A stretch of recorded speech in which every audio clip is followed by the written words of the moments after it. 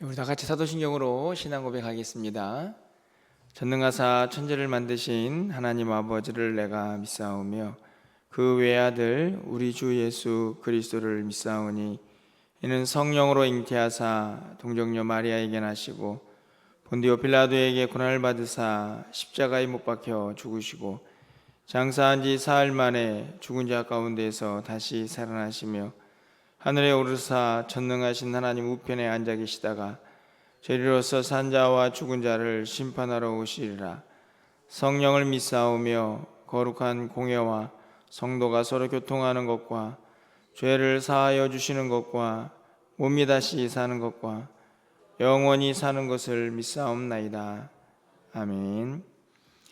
우리 찬송가 545장 이 눈에 아무 증거 아니 배워도 찬양드립니다. 545장입니다.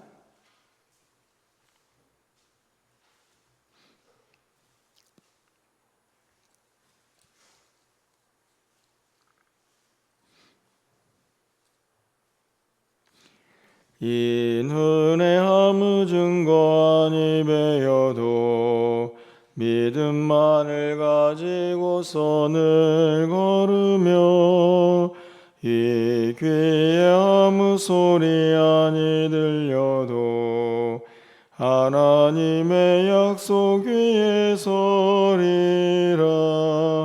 걸어가세 믿음 위에 서서 나가세 의심 버리고 걸어가세 믿음 위에 서서 눈과 귀에 아무 증거 없어도 이 눈이 보기에는 어떠하든지 이미 얻은 증거대로 늘 믿으며 이 마음에 의심 없이 살아갈 때에 우리 소원 주 안에서 이루리. 걸어가세 믿음 위에 서서 나가세 의심 버리고 걸어가세 믿음 위에 서서 눈과 귀에 아무 증거 없어도 주님의 거룩함을 두고 맹세한 주 하나님 아버지는 참 미쁘다. 그 귀한 모든 약속 믿는 자에게 능치 못할 무슨 일이 있을까. 걸어가세 믿음 위에 서서 나가세 의심 버리고 걸어가세 믿음 위에 서서 눈과 귀에 아무 증거 없어도. 아멘. 오늘 하나님 말씀은 역대하 13장 4절부터 14절까지 교독하겠습니다. 구약성경 672쪽에 있습니다. 역대하 13장 4절부터 14절까지 말씀을 한 절씩 교독하고 14절은 함께 읽겠습니다. 아비야가 에브라임 산중 스마라임 산 위에 서서 이르되 여로보암과 이스라엘 무리들아 다 들으라.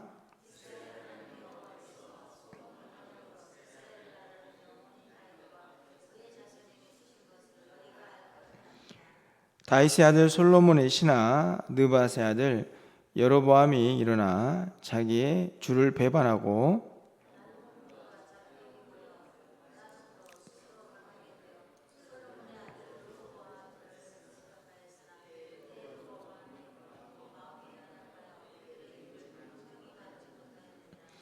이제 너희가 또 다윗 자손의 손으로 다스리는 여호와의 나라를 대적하려 하는도다. 너희는 큰 무리요 또 여로보암이 너희를 위하여 신으로 만든 금송아지들이 너희와 함께 있도다.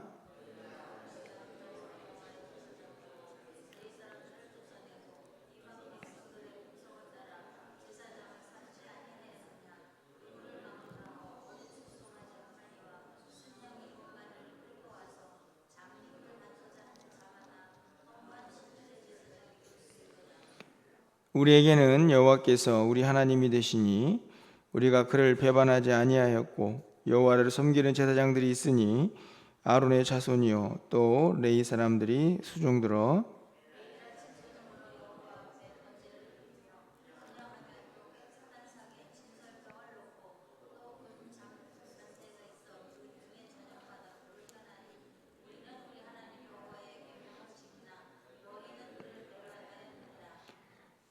'하나님 우리와 함께하사 우리의 머리가 되시고 그의 제사장들도 우리와 함께하여 전쟁의 나팔을 불어 너희를 공격하느니라.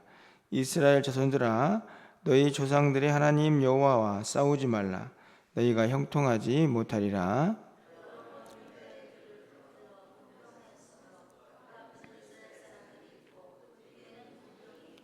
14절입니다. 유다 사람이 뒤를 돌아보고 자기 앞뒤의 적병으로 말미암아 여호와께 부르짖고 제사장들은 나팔을 부니라. 아멘. 오늘 본문에 있는 말씀은 남유다의 아비야라는 왕과 북이스라엘의 여로보암 왕이 싸움을 하는 이야기를 기록을 하고 있습니다. 이스라엘이 이제 통일왕국으로 있다가 단일왕국으로 그렇게 하나님을 섬기다가 이제 분열왕국이 된 이후에 사실은 이제 나라가 둘로 갈라진 것만이 아니고 이제 하나님을 섬기고 또 하나님을 따르던 그 모습마저도 이제 남쪽과 북쪽이 달라지면서 결국에는 한 민족이지만 치열한 이제 싸움도 이제 서슴지 않는 그런 안타까운 상황이 이제 재개됩니다. 오늘 본문도 그 내용 중에 한 부분인데요. 오늘 본문을 보면서 문득 그런 생각이 좀 들었습니다. 북이스라엘과 남유다의 이 전쟁의 모습이 혹시 우리가 살아가는 이 세상에서의 영적 싸움의 모습은 아닌가 하는 그런 생각을 가지고 오늘 본문을 읽게 되는데요. 몇 가지 이유에서 또 이 전쟁의 모습 속에서 또 우리가 어떻게 이 세상을 살아가야 할까 하는 그런 다짐도 해보게 됩니다. 가장 먼저 말씀을 보시면 이 병력의 차이인데요. 이 3절 말씀을 좀 가서 보시면 아비야는 싸움에 용감한 군사 40만 명을 택하여 싸움을 준비하였고 여로보암은 큰 용사 80만 명을 택하여 그와 대진한지라 이렇게 나왔습니다. 이 군사가 몇 대 몇이냐면 40만 대 80만이니까 딱 배가 되네요. 지금처럼 뭐 어느 한쪽에 강력한 무기가 있다 하면 이 정도의 병력의 차이는 뭐 쉽게 극복할 수 있겠구나 뭐 이런 생각이 들기도 하지만 그 당시 전쟁의 모습으로 이 2배가 넘는 이 엄청난 이 간격을 쉽게 극복할 수는 없었을 것입니다. 쉽게 말하면 북이스라엘의 여로보암 병력이 너무 막강했다 하는 것을 알 수 있죠. 사실은 우리가 사는 세상도 마찬가지입니다. 우리가 열심히 세상 속에서 살고 있지만 이 세상이라는 이제 거대한 힘, 게다가 공중의 권세 잡은 자들 그 영적인 존재까지 생각해 보면 이 세상과의 싸움이 참 버겁다 이렇게 생각이 들 때도 종종 있는 우리의 모습을 보게 되는데요. 지금 이 남유다가 직면하고 있는 모습이 꼭 그러합니다. 배나 넘는 그런 병력들 앞에서 어떻게 싸워서 이길 수 있을까 하는 생각이 드는 그런 모습이죠. 그런데 이 남유다의 아비야 왕은 그 많은 병력들을 향해서 아주 담대하게 외치고 있는 모습을 보게 됩니다. 먼저는 5절 말씀인데, 이스라엘 하나님 여호와께서 소금 언약으로 이스라엘 나라를 영원히 다윗과 그의 자손에게 주신 것을 너희가 알 것이 아니냐. 이제 가장 먼저 선포하고 또 북쪽을 향해서 이제 북쪽 진영을 향해서 외치는 내용은 누가 하나님의 택한 백성이냐라는 것이죠. 여기에 보면 소금 언약이 나오는데, 이 소금 언약은 변하지 않는 하나님의 영원한 약속을 이제 비유적으로 표현하는 그런 말씀입니다. 우리가 남유다가 하나님의 택한 백성들이 아니냐라고 이제 선포를 하는 것입니다. 쉽게 말하면 다윗 왕조의 정통, 누가 그 대를 이어가고 있느냐라고 어떤 자신들의 정체성을 이 북쪽 이 여로보암 군대에게 선포를 합니다. 저는 이 모습을 보면서 우리도 세상에 어떻게 외치고 있는가를 좀 생각해 보는데요. 결국 이 외침이 우리의 외침이 아닌가 생각이 듭니다. 내가 하나님의 택한 백성이다. 내가 하나님과 섬기는 하나님의 백성이다라는 그런 자부심과 긍지, 또 선포가 우리에게 있지 않습니까? 세상이 아무리 강력한 힘을 가지고 있더라도 우리가 결코 잊지 말아야 할 우리의 정체성이죠. 그런데 거기서 끝나지 않고 오늘 이 8절 이하에 가보면 이 아비야는 너희와 우리가 다른 게 뭐냐, 이 사실을 분명히 가르쳐 주죠. 오늘 본문 우리가 여러분 읽으면서 깨달으셨겠지만 8절 말씀을 보면, 이제 너희가 또 다윗 자손의 손으로 다스리는 여호와의 나라를 대적하려 하는도다. 너희는 큰 무리요 또 여로보암이 너희를 위하여 신으로 만든 금송아지들이 너희와 함께 있도다. 이렇게 되어 있죠. 쉽게 말하면 너희들은 우상을 섬기고 있지 않느냐, 이런 말씀입니다. 여로보암이 너희를 위해서 만든 우상이나 섬기고 제사장들은 다 내쫓고 하나님을 멀리하는 너희들이라는 사실을 확인하죠. 그게 끝이 아니고, 그러면 우리는요, 아비야, 이 남유다는 어떠냐? 여러분 10절 말씀을 보면, 우리에게는 여호와께서 우리 하나님이 되시니 우리가 그를 배반하지 아니하였고 여호와를 섬기는 제사장들이 있으니 아론의 자손이요 또 레위 사람들이 수종들어, 이렇게 되어 있습니다. 무슨 말씀입니까? 너희는 우상을 섬기고 세상을 섬기지만 우리는 하나님을 섬기고 있다. 그러면서 그 제사장들이 아침마다 저녁마다 제사를 드리고 또 성전을 관리하면서 하나님을 섬기는 백성이 바로 우리다. 12절 상반절 말씀도 하나님이 우리와 함께 하사 우리의 머리가 되신다.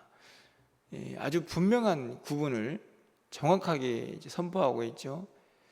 너희는 세상을 섬기고 우상을 섬기지만 우리는 하나님을 섬기고 있다. 하나님 우리와 함께 하신다 라는 사실을 분명하게 이 북이스라엘 진영을 향해서 선포하고 있는 내용을 볼 수 있습니다.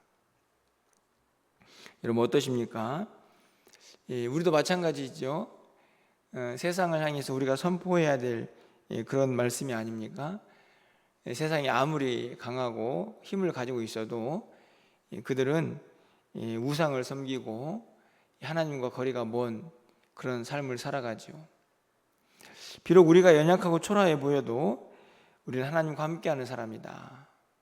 우리가 하나님께 예배한다 하는 사실을 우리가 세상에 좀 당당하게 외칠 수 있어야 한다 하는 생각이 오늘 이 남유다의 아비야의 이 선포를 통해서 우리가 다시 한번 좀 깨달아 보게 됩니다. 이 세상이 아무리 강해도 우리가 가질 수 있는 힘은 다른 게 있지 않고 우리가 믿고 있는 하나님이기 때문이고, 또 그 하나님이 우리의 삶의 주인이 되시기 때문이죠.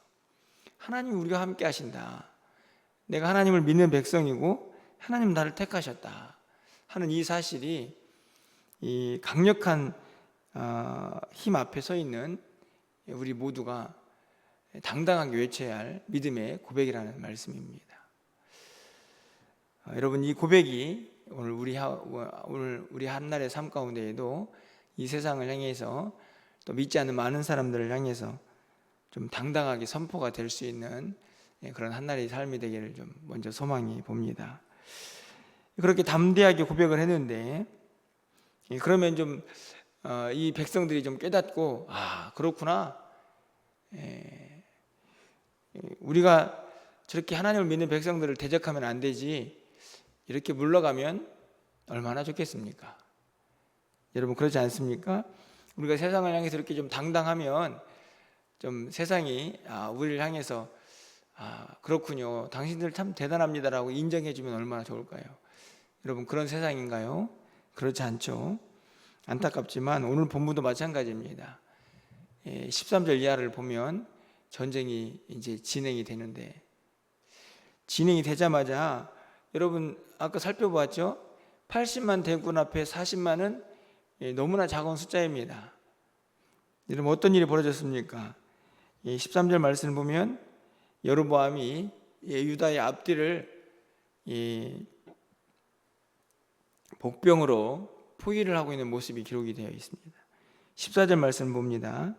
유다 사람이 뒤를 보고 자기 앞뒤에 적병으로 말미암아, 그렇죠? 아예 앞뒤가 다 막혀 있는 진퇴양난이라 이런 표현을 쓰지 않습니까? 이 대군들 앞에서 유다 백성들이 이렇게 포위가 되어 있는 모습을 봅니다. 자, 그런데 이들은 그때 어떻게 하나요? 14절 말씀 제 후반부를 보면 그 적병으로 말미암아 여호와께 부르짖고 제사장들은 나팔을 부니라, 이렇게 되어 있습니다. 여러분, 엄청난 위기죠. 멋지게 북이스라엘 진영을 향해서 우리가 소금 언약으로 하나님께 택한 백성이다, 너희는 우상을 섬기지만 우리는 하나님을 섬긴다, 이렇게 당당하게 외쳤는데 뒤에 이어지는 현실은 적군에게 완전히 포위되어서 금방이라도 멸망을 당할 것 같은 그런 환경입니다. 자, 이제 그러면 이 백성들은 끝인가요? 그렇지 않습니다. 이 백성들이 하는 모습이 바로 우리의 모습이어야 하죠. 뭐라고 얘기합니까? 여호와께 부르짖었다. 무엇을 의미하죠? 기도했다는 말씀입니다. 하나님의 능력을 구하는 것이죠. 제사장들은 나팔을 붑니다. 되게 단순해 보이지만 그들은 왜 나팔을 불었을까요? 이 하나님의 약속을 붙잡고 믿었기 때문입니다. 이런 민수기 10장 9절 말씀을 제가 읽어드리는데요.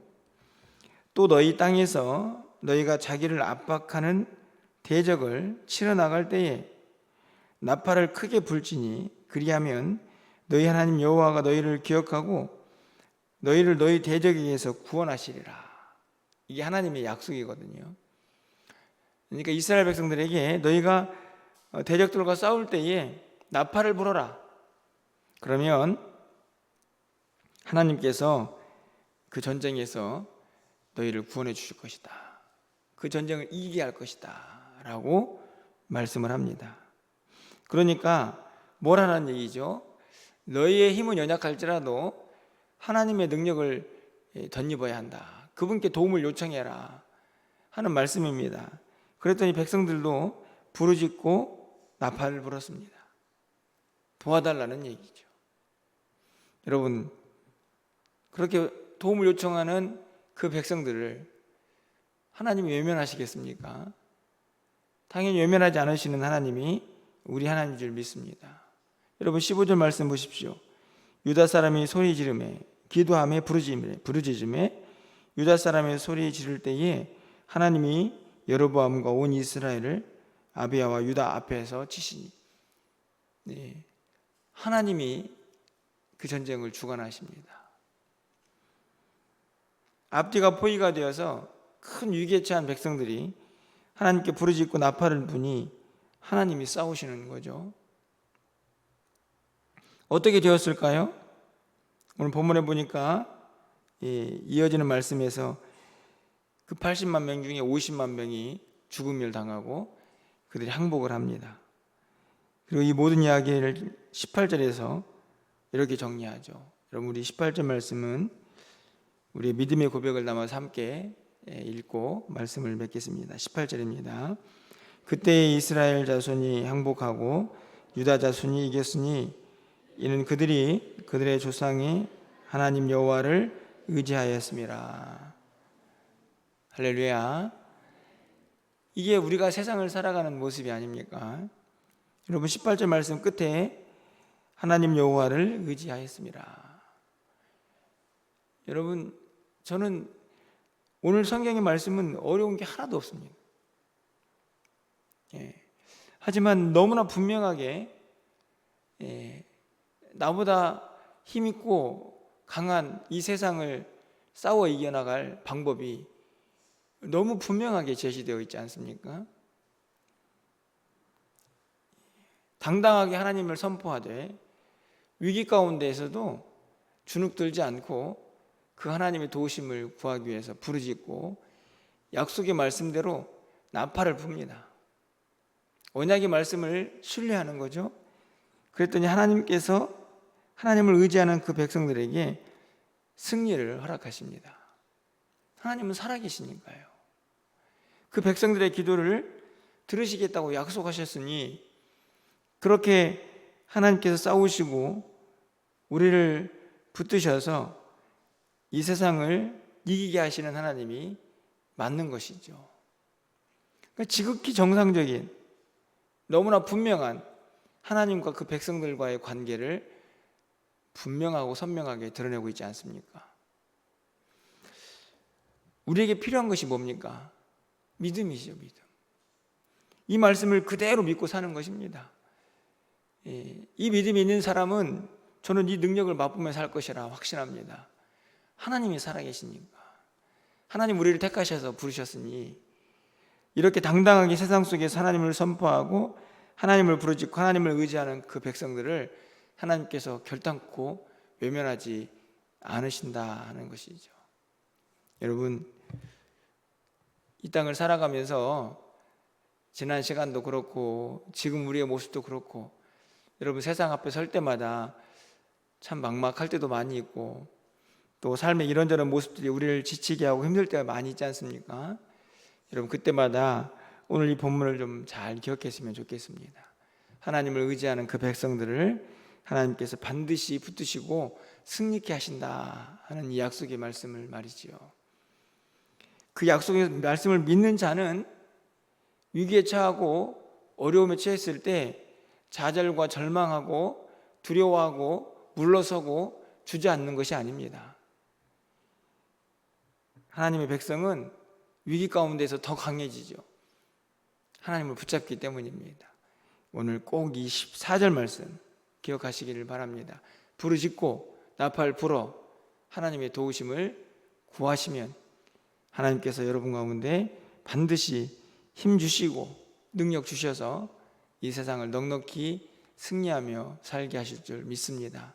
그 은혜를 오늘 하루도 경험하시기를 바라고 여러분의 남은 모든 삶에 이 하나님의 능력이 여러분의 기도 가운데 늘 함께 하시기를 주님의 이름으로 간절히 축원합니다.